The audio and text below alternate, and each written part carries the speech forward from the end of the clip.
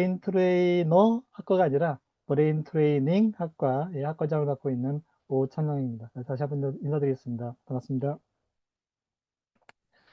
예, 협회의 회원님들 지금 얼굴, 참여자 수를 보니까 만만히 발전 같아서 저도 흐뭇하고 뿌듯합니다.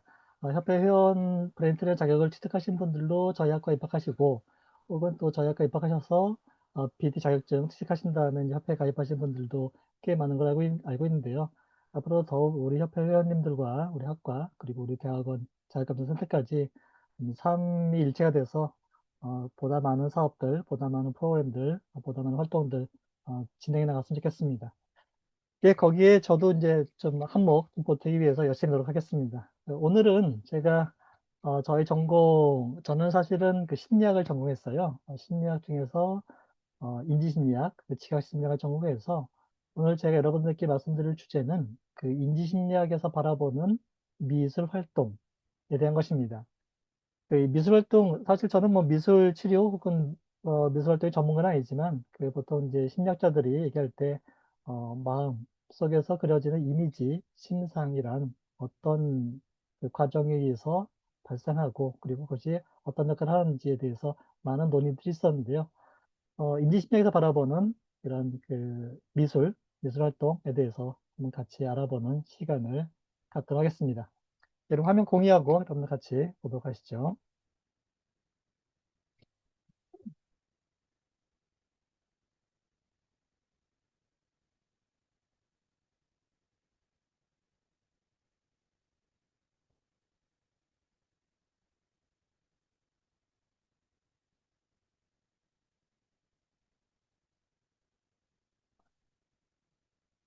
여러분 보이시나요?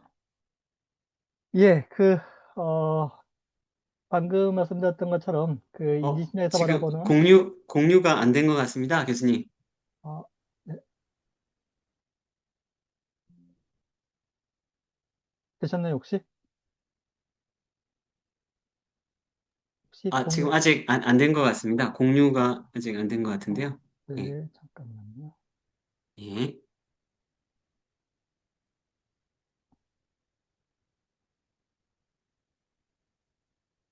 음, 아,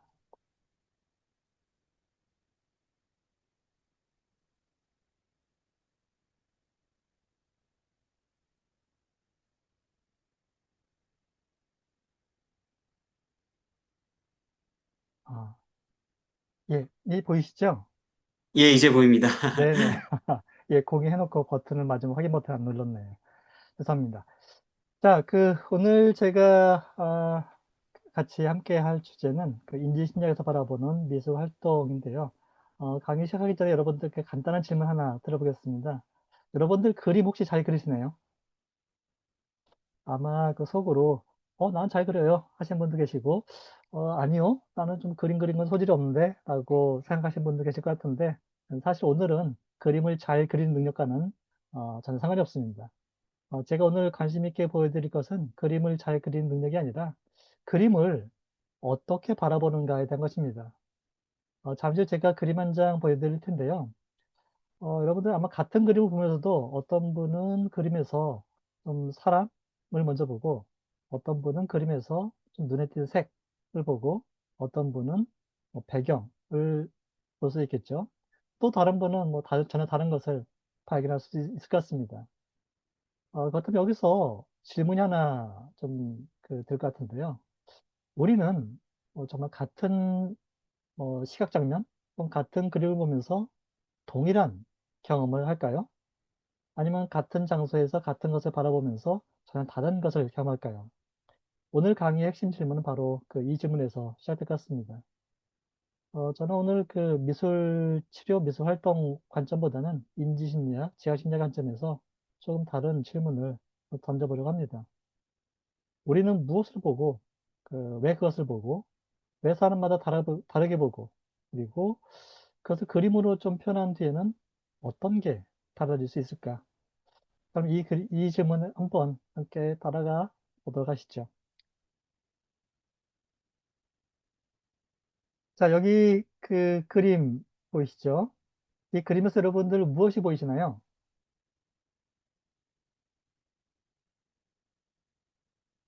예, 그 채팅창에 써주셔도 좋고, 어떤 분은 사람, 그렇죠? 또는 나무가 보이기도 하고, 바닥에 보면은 물이 고인 것도 보이시죠? 불빛도 보이는 것 같습니다. 이렇게 다양한 것들이 보이는데, 자, 이것은 실제, 실제 우리가 존재하는 것을 보는 걸까요? 아니면 여러분들이, 혹은 우리 뇌가 구성한 장면을 여러분들 머릿속에서 경험하고 있는 것일까요? 실제하는 것은 아니고, 여러분들이 구성한 장면을 경험하는 것이죠. 자, 우리가 이처럼 무엇을 본다는 것은 단지 수동적으로 그저 보는 것이 아닙니다. 그럼 뭘까요? 적극적으로, 능동적으로 보는 것이죠. 여러분들 그 이 화면에 있는 그림 아마 익숙하신 분도 계시고 처음 보는 분도 계실 것 같은데 어떤 게 보이시나요? 어떤 분은 오리, 어떤 분은 토끼, 예. 오리가 보이기도 하고 토끼가 보이기도 하죠. 자, 하나 더 볼까요? 자, 이 그림, 이 여성의 연령대는 어떻게 될 것 같으시나요? 연령대, 대략적 연령치를 가늠해 본다면은 40대, 뭐 할머니 또는 한 20대로 보이시는 분 없으신가요? 자, 할머니로 보이기도 하고 고개를 돌리고 있는 목걸이를 한 20대 젊은 여성으로 보이기도 하죠. 이처럼 우리가 보는 것은 하나인데, 즉 자극은 하나인데 우리가 경험하는 것은 전혀 다를 수가 있습니다.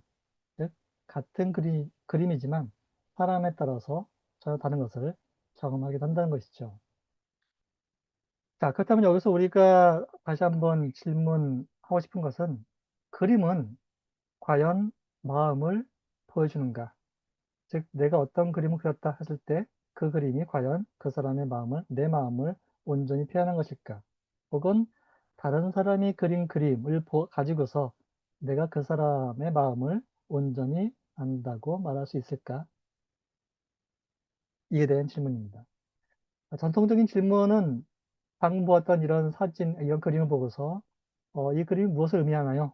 라고 했을 때 여러분들은 긍정적인 관점을 가진 사람들은 좀 한적한 어, 그런 그 길을 걷는 그 사람을 본다고 할 수 있겠지만은 또 어떤 분들은 왠지 음침하고 무겁고 뭔가 귀신이 나올 것 같은 그런 장면이다라고 의미를 부여할 수 있겠죠. 하지만 그 제가 오늘 드리고자 하는 말씀은 그것이 아니라 인지심리학적인 질문을 드리고자 합니다.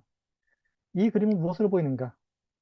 즉, 지각적인 측면에서 무엇을 지각하는가? 그리고 먼저 이 그림에서 무엇이 눈에 들어왔는가? 즉, 여러분들은 이 그림에서 어떤 것에 여러분들의 가장 많은 주의를 이끌었는가? 그리고 그림을 본 순간 어떤 느낌이 들었는가? 그리고 이 그림을 해석할 때 여러분들은 과거에 어떤 경험을 가지고서 이 그림을 해석하는가? 바로 우리가 살펴볼 것은 그림의 의미가 중요한 것이 아니라 그 의미가 만들어지는 과정, 즉 내가 혹은 내담자가 어떤 부분을 주목하고 그 주목한 것은 과거에 어떤 경험으로부터 나왔고 그리고 주목한 것을 토대로 어떤 감정이 도출되는가 그런 부분들을 우리가 이해함을 통해서 여러분들의 자신의 마음 그리고 내담자의 마음을 이해할 수 있게 된다라고 하는 것입니다. 자, 우리가 세상을 본다는 것은 세상 속에 있는 다양한 정보를 우리 다양한 감각기관을 통해서 받아들이는 것이죠. 그것을 가리켜서 감각이라고 합니다. 지각은 이 감각된 정보에다가 어떤 의미를 부여하고 해석하는 과정이죠. 감각과 지각의 차이 아시겠나요? 자, 감각은 빛이 있어요. 어떤 빛이 있고 없음을 통해서 지금 어떤 빛이 있다. 그리고 이 빛들이 모여서 어떤 성분을 이루고 있고 그리고 이 성분이 모여서 일정한 형태를 이루고 있다. 는 것을 알아차리는 것. 그리고 그 형태가 특정한 대상, 어떤 사람의 얼굴 형태를 하고 있다는 것까지가 감각이고, 아, 그 얼굴은 내가 아는 우리 어머니 얼굴이야. 혹은 내 아내 얼굴이야. 혹은 어떤 남 모르는 어떤 여성의 얼굴이야. 라고 의미를 부여하는 것. 그것이 바로 지각입니다. 대체 우리가 본다는 것은 단순하게 수동적으로 그저 관찰하는 것이 아니라, 그저 보는 것이 아니라 적극적으로 정보를 받아들이고, 그리고 우리가 마음속에서 그 어떤 세상을 구성하는 과정이다 라고 말할 수 있습니다. 자, 하나의 선분이 있습니다. 이 선분을 가지고서 이 선분은 무엇을 일부일까요? 라고 묻는다면 여러분들은 이 선분을 가지고서 어떤 그림을 그릴 수 있겠습니까? 하나의 선을 가지고서 다양한 것들을 우리는 그려낼 수 있죠. 이를테면 어떤 두 영역의 경계에서 우리는 선분을 볼 수가 있겠고요. 도로 위에 있는 가로, 뭐 방지턱, 뭐 가로선 등을 선분으로 그려낼 수 있습니다. 또는 지평선에서 하나의 선분을 찾아낼 수 있겠고, 막대기의 일부에서 찾아낼 수 있겠죠. 또는 얼굴의 일부로 하나의 선을 이해할 수도 있습니다. 자, 이처럼 우리는 하나의 자극에서 각기 다른 의미를 가진 정보를 지각할 수 있습니다. 뿐만 아니라 우리 뇌는 빈칸을 채우기도 하죠. 자, 여기 있는 도형, 이 그림에서 어떤 것이 보이시나요?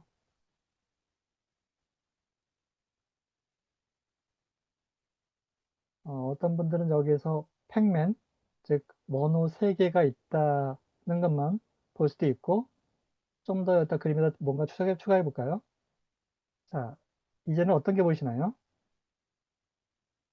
어떤 원 3개 위에 덮은 삼각형, 그리고 그 위에 하얀색 삼각형이라고 하는 여러 가지 도형들을 볼 수 있죠. 하지만 여기에는 삼각형을 구성하는 선이 없습니다. 즉, 경계가 없음에도 불구하고 우리는 선을 볼 수 있는 것이죠. 즉, 어떤 대상이 있을 때 그 대상이 있음에도 불구하고 보지 못할 때도 있고, 없지만 그 선을 채워서 볼 수 있는 것입니다. 바로 우리가 여기서 알아낼 수 있는 메시지는 그림 안에 어떤 의미가 있는 것이 아니라 바로 우리가 의미를 부여하는 것이다 라고 말씀드릴 수 있겠습니다. 바로 이것이 지각과정이라고 하는 것이죠. 자, 그렇다면은 우리가 세상을 경험하고 그것을 가지고서 어떤 것을 인식할 때 두 가지 프로세스가 있습니다. 한 가지는 상향 처리, 다른 한 가지는 하향 처리인데요. 그 예를 한번 살펴보기 위해서 여러분들 그림 한번 보시죠. 자, 이 그림에서 어떤 도형들이, 어떤 것들이 보이시나요?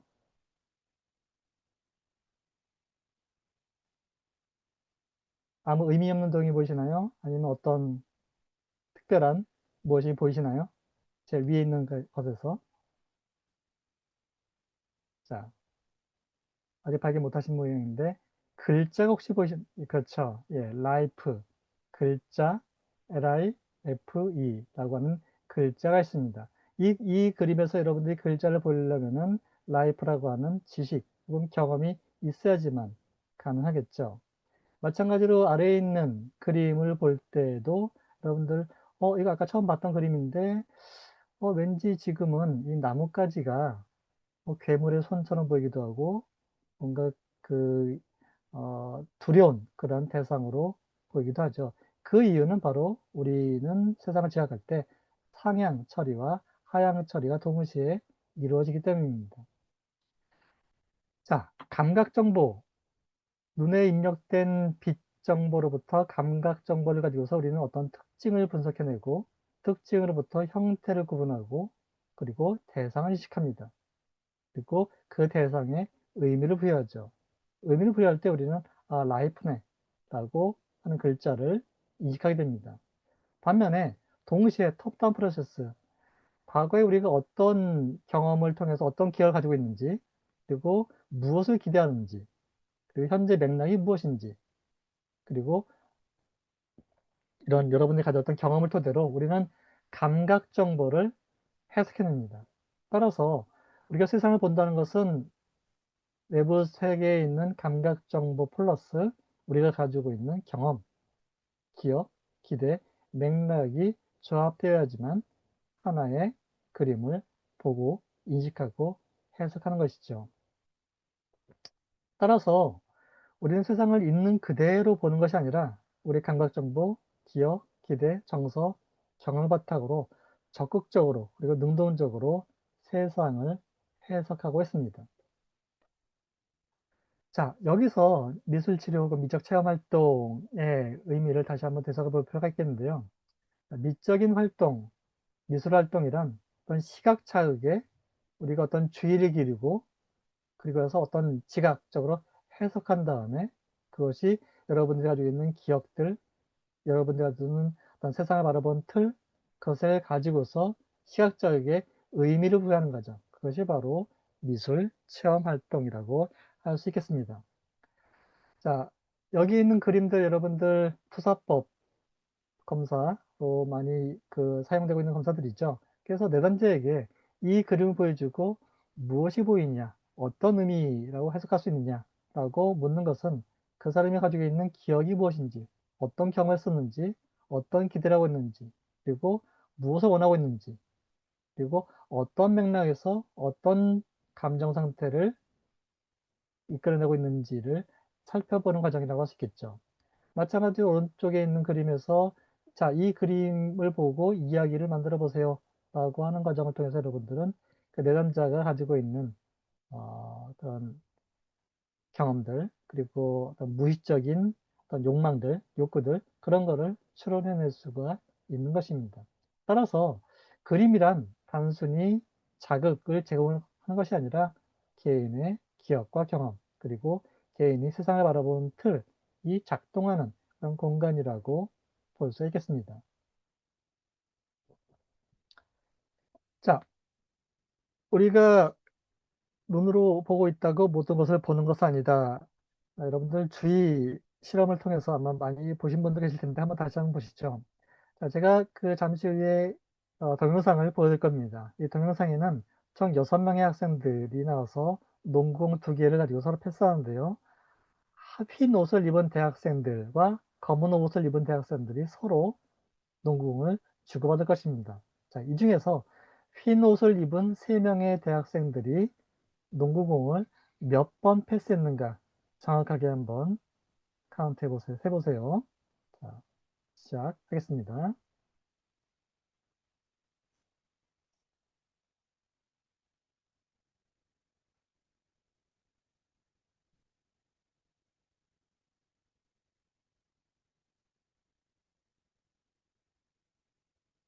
자, 핀노스 입은 대학생들이 농구공을 주고받고 있죠. 몇 번 패스했는가 하는 겁니다.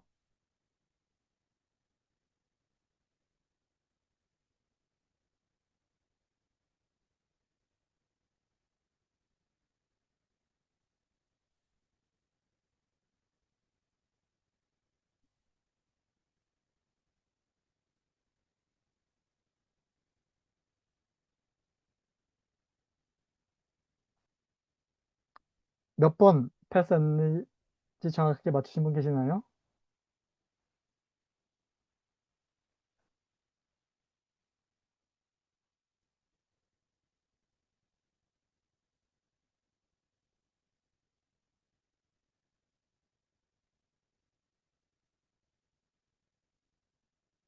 자, 여기서 킥은 몇 번 패스했는지가 중요한 것이 아니라 이 고릴라, 지나가는 고릴라를 여러분들 보았는지에 대한 것입니다. 혹시 방금 동영상에서 고릴라가 지나간 것을 못 보신 분 계시나요? 예, 워낙 이제 인비저블 고릴라, 보이지 않는 고릴라 동영상이 많이 회자가 되고 있어서 아마 많은 분들이 보셨을 것 같은데, 처음에, 최초에 비디오가 나왔을 때, 저도 이제 오프라인 강의에서 학생들에게, 이런 또 동일한 과제를 내드렸을 때, 한 3분의 2 정도는 고릴라 보지 못하고 정확하게 농구공 개수만 세었습니다. 이처럼 우리가 눈앞에서 뻔히 돌아가고 있는 자극인데 어떤 분들은 전혀 경험하지 못하고 있습니다. 즉, 보고 있어도 보지 못할 수 있다는 것이죠. 자, 또 다른 잘 볼까요? 자, 이 그림에서 여러분들 무엇이 가장 먼저 눈에 띄시나요? 현재 있는 그림에서 가장 먼저 눈에 띄는 거. 자, 어떤 분들은 사람이 눈에 먼저 보인다. 어떤 분들은 화면 중앙에 있는 자동차가 더 빨리 보인다. 어떤 분들은 빨간색 간판이 먼저 보인다. 어떤 분들은 글자가 먼저 보인다. 라고 할 것입니다. 자, 그렇죠? 자, 무엇을 먼저 보는가? 이것은 여러분들이 현재 어떤 목표를 가지고 있는지, 그리고 여러분들의 관심이 무엇인지, 여러분들의 기대는 무엇을 기대하고 있는지, 그리고 과거에 어떤 경험했는지, 즉, 비슷한 거리를, 나 한번 걸어봤던 것 같아. 혹은 여러분들이 어떤 감정 상태를 가지고 있는지에 따라서 화면에서 눈에 띄게 두드러진 특징, 그리고 여러분들이 스스로 개인적으로 중요하게 생각하는 어떤 의미 정보, 이 두 가지를 가지고서 여러분들의 추이를 읽게 됩니다. 하지만 그렇다고 해서 제일 먼저 무엇을 받는가, 이것을 가지고서 곧이곧대로 심리간호처럼 해석하면 안 됩니다. 즉, 다양한 변수가 작용해서 여러분들은 그림에서 특정한 정보를 주목하는데요. 그것은 우리 주의 체계가, 즉 우리의 어텐션 시스템이 무엇에 민감하게 반응하는가를 보여줄 수 있지만, 그것이 곧 그 사람의 현재 마음의 상태, 마음의 내용이라고 자신감 있게 이야기하면 안 된다는 것이죠. 자, 어, 또 다른 동영상 한번 보시겠습니다. 자, 지금 동영상입니다. 왼쪽에 있는 동영상이 무엇이 변하고 있는지 발견하신 분은 채팅창에 답을 써주시면 고맙겠습니다.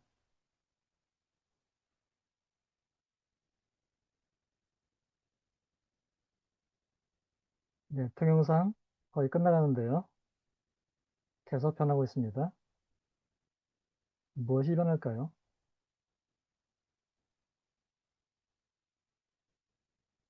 네. 동영상,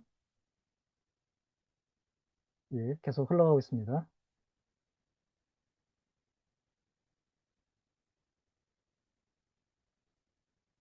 네.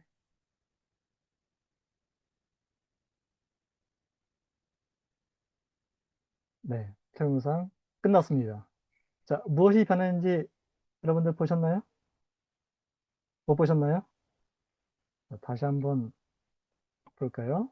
자, 마지막 장면입니다. 첫 장면 어떤가요? 바닥의 색깔이 바뀌었죠?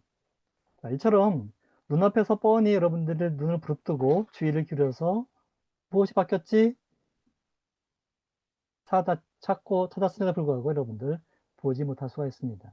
자, 이런 경험 한두 번씩이 아니라 여러분 거의 매일 하고 계실 겁니다. 자, 또 다른 거 한번 볼 테니까 여러분들 무엇이 바뀌는지 한번 찾아보세요.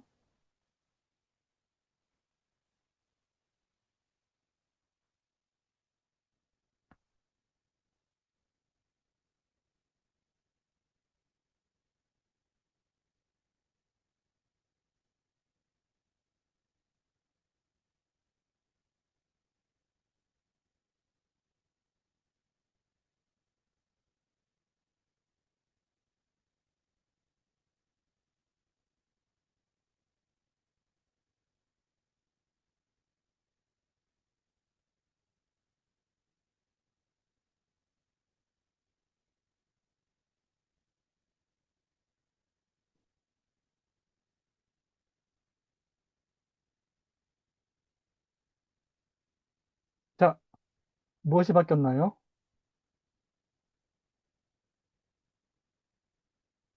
자, 그러면 무엇이 안 바뀌었는지 발견하신 분. 자, 한번 정답을 보겠습니다. 자, 첫 장면입니다. 왼쪽 그림은, 오른쪽 그림은 마지막 장면입니다.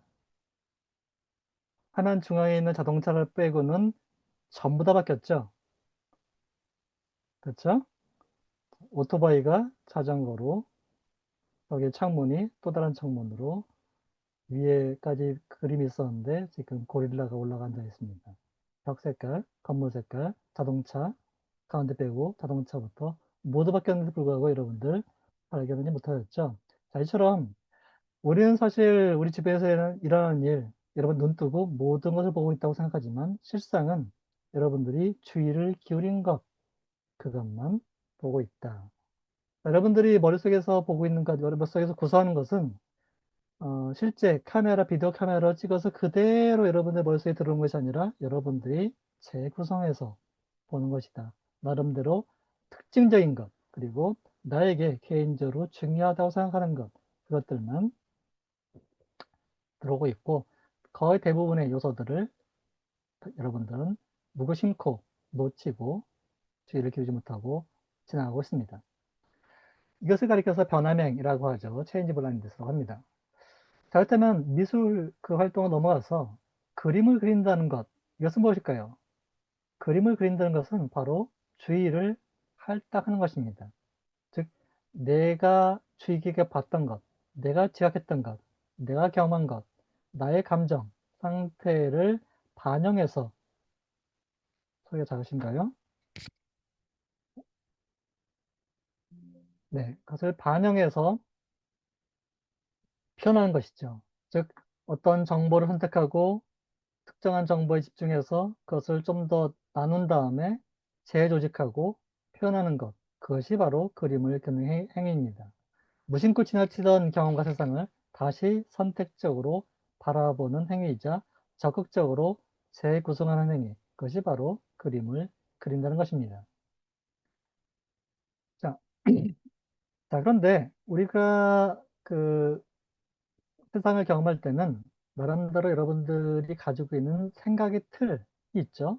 즉 세상을 조직하고 해석하는 그 사고의 틀, 그걸 가리켜서 도식 혹은 스키마라고 하죠. 뭐 이를테면은 여러분들이 나는 내가 생각했을 때 나는 보수주의자야. 난 세상이 변하는 것을 원치 않아. 라고 생각하시는 분들은 뭔가 급격하게 변하고 새로운 것을 수용하고 하는 것들을 차단하려고 합니다.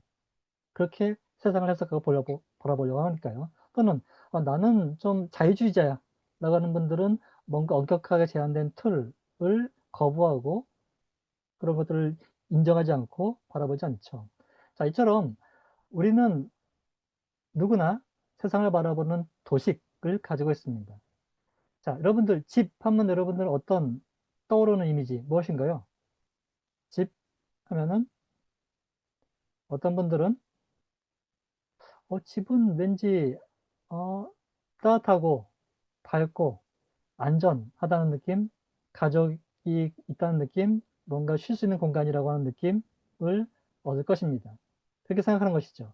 반면에 어떤 분들은 어둡고 폐쇄적인 그러한 집을 떠올립니다. 뭔가 갈등이 항상 있고 통제와 좀 답답함을 느끼고 때로는 외로움을 느끼는 곳, 그것을 집이라고 생각하는 사람들도 있다는 것이죠. 즉, 내가 생각하는 집과 내 남자가 생각하는 집은 전혀 다를 수 있다는 것입니다. 따라서 우리는 같은 대상을 보고 같은 대상을 경험하더라도 지각하는 내용과 정서적인 반응이 전혀 다를 수가 있습니다. 자, 우리는 어떤 대상을 있는 그대로 보는 것이 아니라 그 대상에 내재되어 있는 어떤 의미 혹은 여러분들이 대상에 부과한 그 의미를 보고하는 것이죠. 자, 의자. 의자는 어떤 의미가 있을까요? 앉는 것이죠. 문은 뭔가 열 수 있는 것, 통과하는 것입니다. 창문, 내다보는 것, 바라보는 것으로 볼 수 있겠죠. 집은 머무는 장소, 나무는 뭔가 움트고 자라나고 싱그러운 그런 느낌을 줄 것입니다. 하지만 의자가 교실에 놓여 있을 때는 어떻죠? 의자는 앉아서 공부하는 그런 공부하기 위한 그 도구이죠. 병원에 있을 때는 뭔가 기다리기 위한 장소입니다. 공원에 있는 의자는 뭘까요? 뭔가 쉴 수 있는 장소죠. 무대 위에 놓은 의자는 뭔가 적극적인 액션, 활동이 일어나는 장치입니다. 따라서 우리는 동일한 도구, 동일한 사물이라 하더라도 맥락에 따라서 그 의미는 전혀 달라질 수 있다는 것이죠. 따라서 그림 한 장에 있는 어떤 그 의자를 보고서 모든 그림에 있는 의자를 보고서 사람들이 이 의자는 사람들이 첫 번째 집었다. 그랬을 때 이것은 그 사람의 어떤 의식을 반영한다. 라고 말할 수는 없다는 것이죠. 그때그때 다룰 수 있다는 것입니다. 자, 다시 한번 그림은 투사인가? 즉 그림은 우리 마음속에 있는 것을 그대로 꺼내는 것일까? Yes, no인가요? 투사인가요? 아니면 재구성하는 것인가요? 지금까지 말씀드렸죠. 전통적인 관점에서 그림이란 어떤 내면의 투사라고 봤습니다. 뭔가 잡히지 않는 모호한 그런 흐릿한 감정을 겉으로 꺼내놓는 것, 있는 그대로 드러내는 것이라고 봤다고 한다면은 인지심리학 관점에서는 모호하고 복잡한 경험을 적극적으로 선택하고 조직하고 구조화하는 과정, 그것을 바로 그림이라고 보고 있습니다. 그것을 구체적인 선이나 색 등으로 표현된 것, 그것을 우리는 그림, 활동 혹은 미술 치료에서 이용하고 있는 것이죠. 자, 그림을 그린다는 것, 표현한다는 것은 내면의 것을 단지 꺼내는 것이 아니라 내면에 있는 다양한 요소들을 가지고서 뭔가 세상을 재구성하는 그런 과정이다라고 해석할 필요가 있습니다. 자, 그럼 우리는 우리의 경험은 어떻게 그림이 될까요? 과거의 어떤 경험을 통해서 그 경험 중에서 콕 집어서 어떤 주의를 기울입니다. 그리고 그 중에서 하나의 대상, 어떤 몇몇 가지 의미를 선택한 다음에 그것을 시각적으로 구성하죠. 형태나 색이나 공간 등을 가지고. 그리고 거기에 의미를 부여합니다. 자, 여기 보이는 왼쪽에 있는 사진은 저희 동네에 벚꽃이 만개했을 때의 사진입니다. 그리고 오른쪽에 있는 작품은 제 딸아이가 왔을 때 만든 작품이에요. 보면은 그 나뭇가지에 팝콘을 잔뜩 붙여서 팝콘을 벚꽃처럼 표현했습니다. 이것을 보면은 여러분들 어떤 추론이 가능할까요? 이 벚꽃이 달콤한 팝콘과 맛있는 팝콘과 연상시키면 뭔가 긍정적인 요소로 작용했다고 볼 수 있겠죠. 여하튼 벚꽃과 팝콘을 연결시키고 좀 뭔가 이런 별, 그림을 그 조명과 연결시킨 이런 것을 통해서 사람은 적극적으로 자신의 경험을 재구성한다라고 살펴볼 수가 있는 것입니다. 자, 또한 그 우리가 세상을 지각할 때는 항상 색 안경을 끼고 봅니다. 어떤 색 안경일까요? 바로 감정이라고 하는 색 안경을 끼고 보는 것이죠. 자, 동일한 그림입니다. 왼쪽에 있는 그림, 오른쪽에 있는 그림.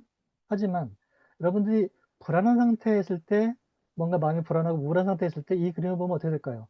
뭔가 색이 짙은 게 위협적인, 뭔가 조만간 큰 지진이나 뭐 큰 화재라도 일어날 것 같은 그런 위협적으로 보이기도 하지만 안정된 상태에서 보게 되면 세상에 둘도 없는 멋진 노을 배경이 될 수 있는 것이죠.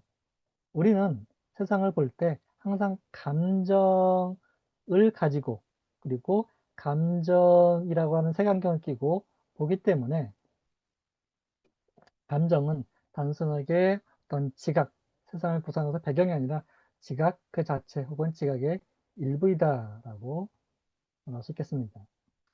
그래서 만약에 빨강색은 당신에게 무엇을 의미합니까? 라고 물어봤을 때 어떤 분들은 사랑이요, 열정이요, 에너지요 라고 답을 하겠죠. 긍정적인 관점으로 세상을 바라보는 분들 혹은 그 당시의 감정 상태가 긍정적인 분들은 빨강을 보고서 장미를 떠올리기도 하고 붉은 악마 유니폼을 떠올리기도 하고 석양을 떠올릴 수 있겠습니다.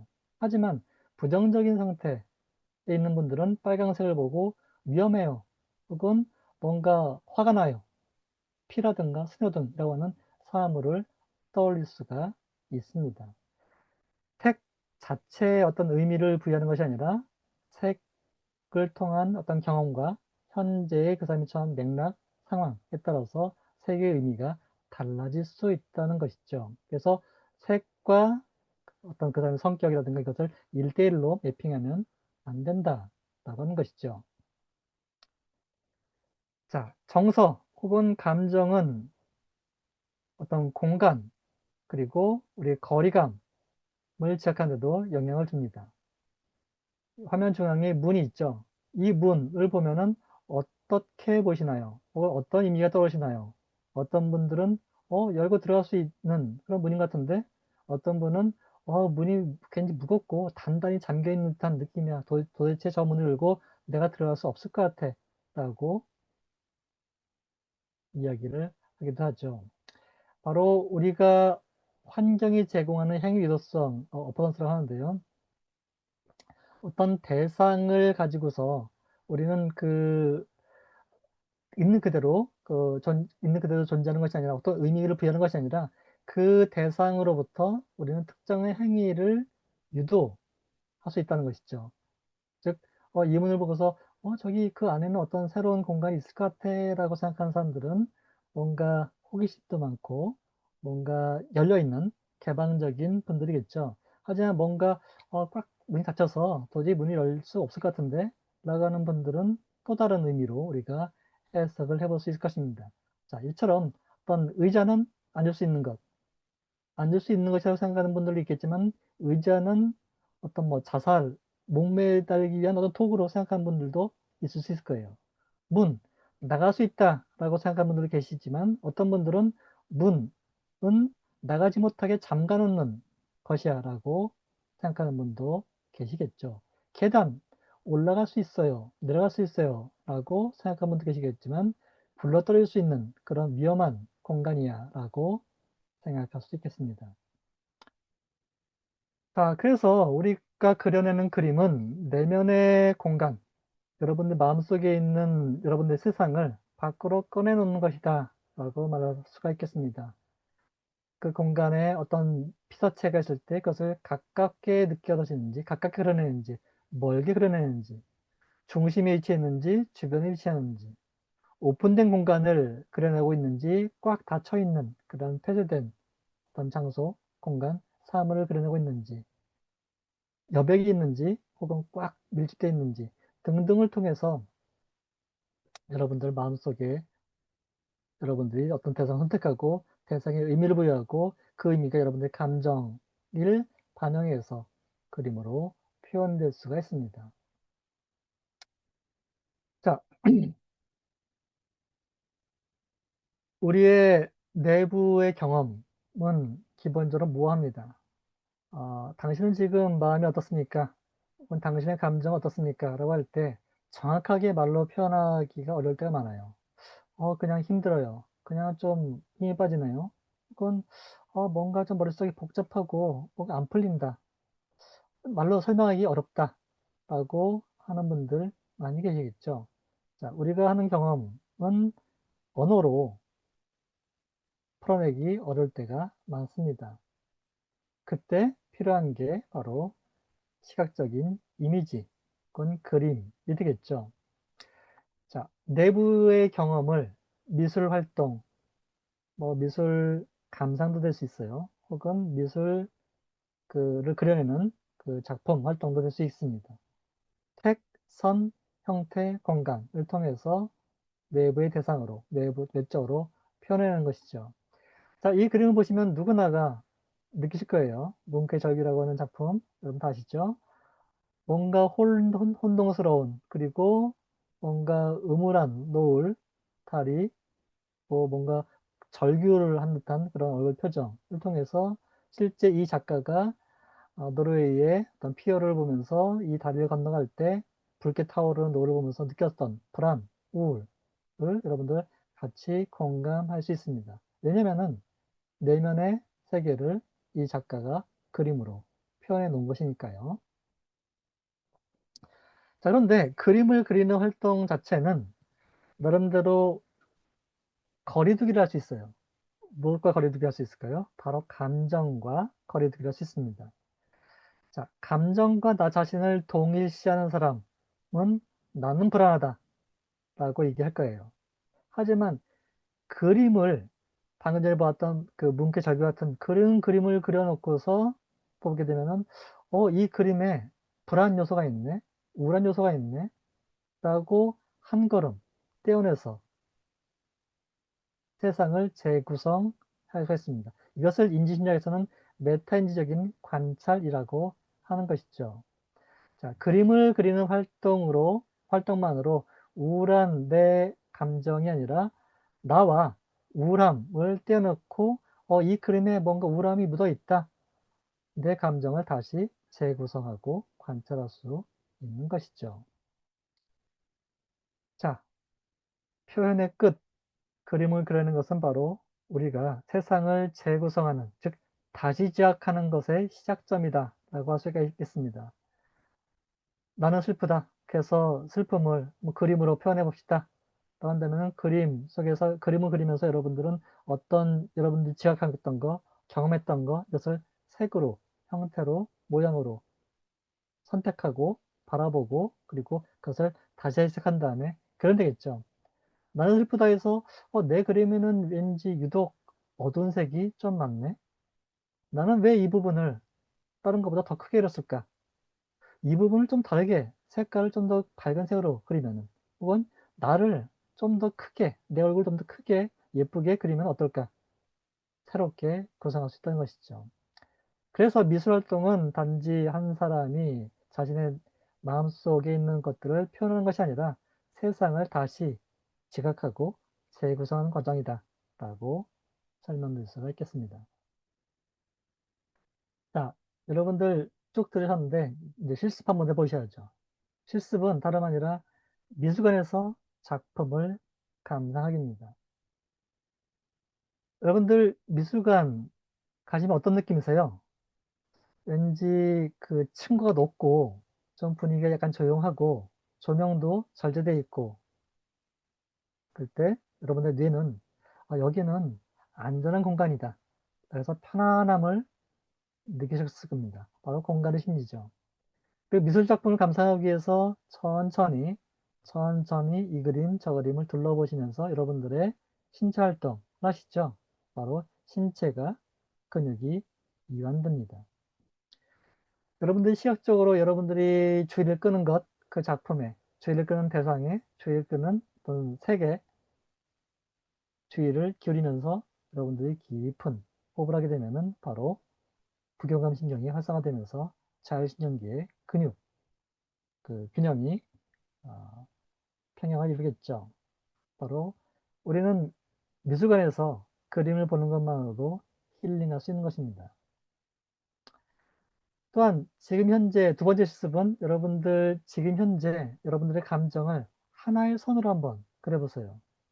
뭐 선을 직선으로, 곡선으로, 굵게, 혹은 얇게, 이건 빨강색으로, 파란색으로, 검정색으로 어떤 것으로 그런 상관없이 한번 그려보시고 그 색에 내가 왜 이렇게 그렸는지 한번 생각해보고 살펴보는 그런 시간을 갖는 것만으로도 나의 감정을 좀 객관적으로 들여다볼 수 있는 혹은 분리해서 살펴볼 수 있는 그런 시간이 될 것입니다. 그리고 그 선이 이어져 나가서 어떤 큰 길이 되는지, 지평선이 되는지, 수평선이 되는지, 또는 어떤 커다란 여러분들의 비전의 되는지를 한번 그려보시면 좋을 것 같습니다. 자, 마무리하도록 하겠습니다. 오늘 제가 설명드렸던 내용, 핵심은 첫 번째, 우리는 세상을 있는 그대로 보지 않습니다. 우리는 감각 정보를 적적으로, 능동적으로 시각하고 해석해서 우리는 어떤 것을 경험합니다. 두 번째, 모든 사람은 각기 다른 세계를 경험합니다. 똑같은 장면에서 동일한 시간에 동일한 것을 볼지라도 그 사람의 과거 경험, 현재 기분, 감정 상태, 그리고 생각하는 틀에 따라서 세상은 다르게 제작됩니다. 그래서 야 그때 그런 일이 있었잖아. 내 기억은 전혀 다른데? 라고 하는 일이 발생하는 것이죠. 세 번째, 감정이라고 하는 색안경을 끼고 세상을 바라본다고 했죠. 즉 감정이 우리의 지각을 다르게 만들 수가 있습니다. 똑같은 상황에서 내가 스트레스를 받을 수도 있고 그냥 웃어 넘길 수 있는 것이죠. 우리는 감정으로부터 독립된 관찰자가 아닙니다. 네 번째, 그림은 내면의 복사본이 아니라, 즉, 마음속에 있는 것을 그대로 표현하는 것이 아니라, 미적 체험을 통해서 여러분들이 했던 경험들을, 그 대상을 선택하고, 조직하고, 재구성해서 표현하는 것, 그것이 바로 그림이다라고 하는 것이죠. 그리고 미술 활동은 다시 돌아보는 기회, 즉 되돌아보는 기회를 정합니다. 표현한다는 것은 내연화된 경험, 즉 여러분들이 외적으로 여러분들의 경험을 꺼내놓고 그것을 다시 제약하는 과정이다 라고 정리할 수 있겠습니다. 자, 감각부터 제약하고, 즉 세상의 정보를 받아들이고 그 정보로부터 어떤 것을 해석하고 어떤 것을 선택하고 여러분의 생각의 틀에 따라서 감정을 덧입히고 미술로 표현하고 세상에 대해서 재지역함으로써 새로운 의미를 부여하는 것. 그것이 바로 미술 활동이라고 할 수 있겠습니다. 자, 가장 첫 번째 제가 질문을 드렸었죠. 그림은 마음을 표현하는 것일까요? 그림은 마음을 보여주는 책이 아니라 마음이 세계를 구성하는 과정, 즉 마음이 여러분들의 세계를 어떻게 구성하는지 그것을 볼 수 있는 공간, 그것이 바로 그림이다 라고 정리할 수 있겠습니다. 자, 제가 준비한 내용 여기까지이고요. 여러분들 늦은 시간에 좀 경청해 주셔서 정말 감사드리고 다음에 또 좋은 기회로 만나볼 수 있기를 기대하겠습니다. 감사합니다. 네, 감사합니다, 교수님. 네, 모두 박수 부탁드리겠습니다. 네, 와, 진짜 이 인지 심리에 대해서 또 이 이제 설명을 또 듣다 보니까 미술 활동 자체의 의미 부여가 정말 새롭게 되는 것 같습니다. 재구성되는 것 같은데요. 여러분도 혹시 들으시면서 궁금한 내용, 질문하실 내용 있으신가요?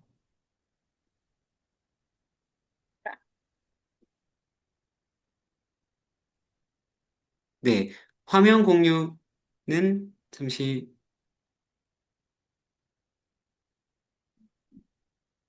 네, 공유는 제가 잠시 닫아드리겠습니다. 예.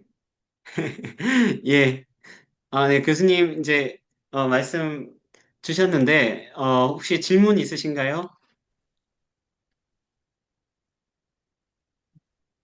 네, 여기저기서 엄지척이 올라오고 있습니다.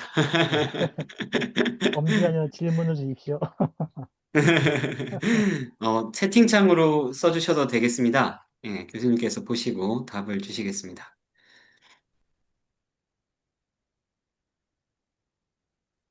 예, 제가 너무 자세하게 상세하게 설명드린 모양입니다. 질문이 없으시나요? 너무, 네, 완벽한 강의였네요. 아유, 그러면 감사합니다. 네, 제가 질문 하나 드려도 될까요? 뭐 질문이라기보다는 한번 네, 또 교수님 의견도 좀 궁금한데, 어, 이제 미술 활동이 그, 이제 이 재구성하는 과정이라고 말씀을 주셔가지고, 이제 그 포인트가 제가 생각할 때는 브레인 트레이닝이랑 되게 많이 이제 연결이 되지 않을까 싶고, 예, 거기에서 이제 뭐, 어떻게 그거를 이제 브레인 트레이닝으로 연계해서 좀 얘기를 할 수 있을지 한번 궁금해서 질문 드립니다. 예, 예, 브레인 트레인도 여러분들이 어떤 일단 훈련자에게 있는 그대로 어떤 프로그램을 전해주거나 어느 정보를 입력해주는 것으로 끝나는 것이 아니잖아요. 우리 피훈련자와 함께 어떤 세상을 구성해 나가는 과정, 그것이 바로, 어, 미술활동처럼, 브레인 트레이너가 해 나가야 되는 과정이 아닌가 싶습니다. 사실은 저도 이제, 그, 트레이닝 하는 분들, 활동하시는 분들을 보면서, 거의 대부분이 상담을 하시는 분들이 많이 계시죠. 상담하신 분들이 내담자분들과 이제 공감하는 과정에서 다양한 도구들을 사용할 수 있습니다. 여러분들 우리 브레인 트레이너들은 체조, 호흡, 명상, 그리고 이제 파측정 이런 도구들을 사용하고 있는데 또 다른 미술 활동 도구, 음악 활동 도구, 혹은 아로마 등등을 사용하고 계신데 그것에 대해서 어떤 의미를 좀 1대1로 매핑하기보다는 좀 다양한 관점에서 다각도로 분석하고 해석해야지만 실제 내담자, 피훈련자가 진정으로 원하는 것, 진정으로 가려운 것, 그리고 어떻게 나를 한 단계 업그레이드 하는데 도움이 될지에 대한 어, 그런